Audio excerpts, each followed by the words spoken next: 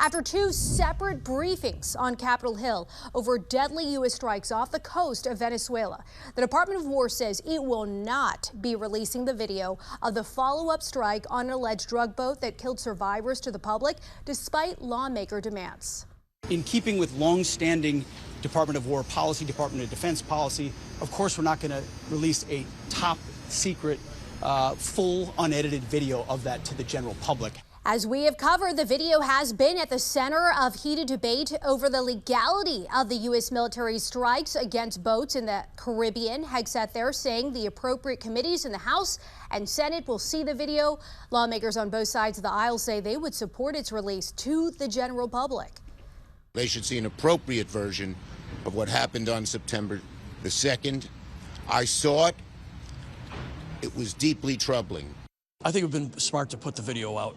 Did they give enough justification as to why they did? I think they did not on that, but I think they gave a pretty good justification of what we're doing, and I think they would have majority support if they requested.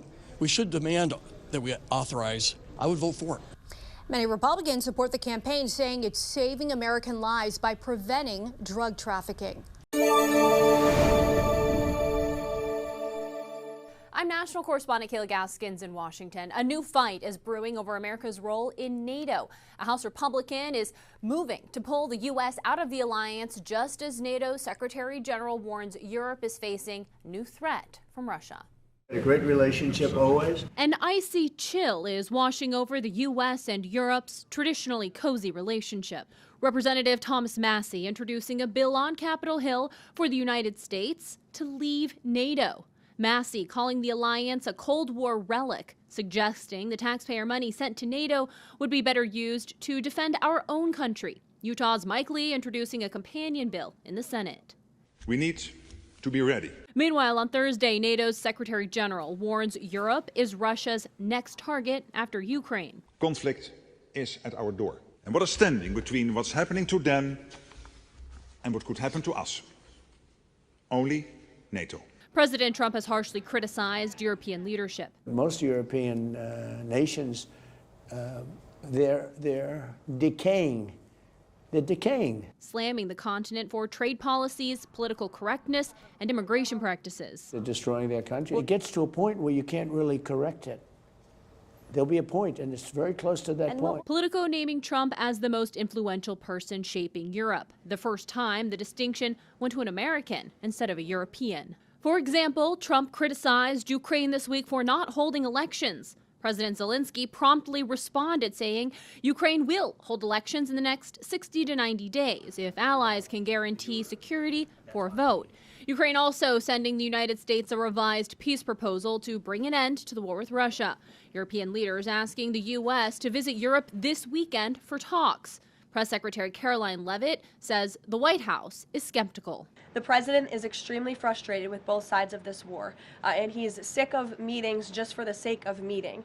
He doesn't want any more talk. He wants action. Leavitt saying Thursday, if there appears to be a real chance at peace, the U.S. will send a delegation to Europe this weekend.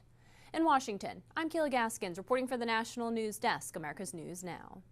President Trump announcing on Truth Social tonight that he's ordering a blockade of all sanctioned oil tankers into and out of Venezuela, demanding the country return all the oil, land, and other assets he says they previously stole from the U.S. The move comes after U.S. forces seized an oil tanker last week off Venezuela's coast, resulting in a buildup of military forces in the region.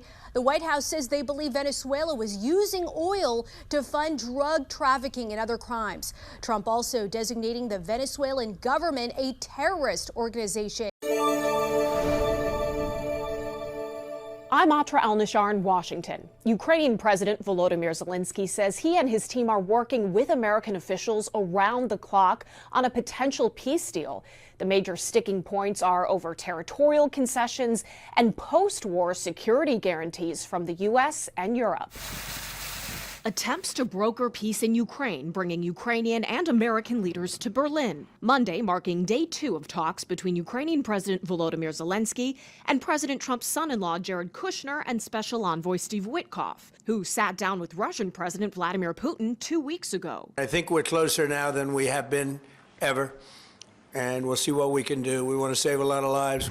As Russia's invasion could stretch into its 5th year this February, Ukraine is under pressure by the Trump administration to make concessions. Zelensky now walking away from his longtime push for Ukraine to join NATO. It would have been clear how NATO membership could have worked for Ukraine anyway, but from the U.S. side, we have now heard that there will be security guarantees from the U.S. that are similar to NATO's collective defense pledge, Article 5. Nothing is formalized yet, but German Chancellor Friedrich Merz says the security guarantees the U.S. put on the table are considerable and signify distinct progress. I think it's the first time since the 24th of February 2022 we see a real opportunity to pave the way towards peace. The biggest open question remains: how might Ukraine's borders change in order to end the bloodshed? The question of territory is an extremely painful